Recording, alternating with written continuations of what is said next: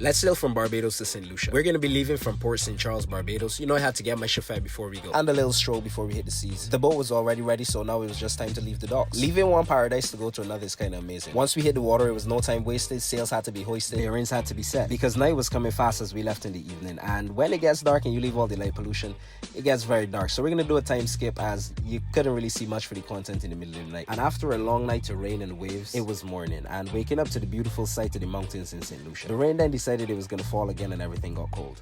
So we are pulling into Rodney Bay Marina now. Once we got into the marina, we docked next to Panacea with our boy Jacob on board. That was good. And then we took a stroll around. We had to clear immigration before we could go too far. You're flying to be hands.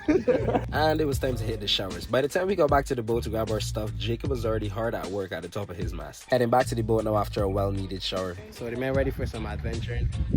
This is the men's vessel and setup.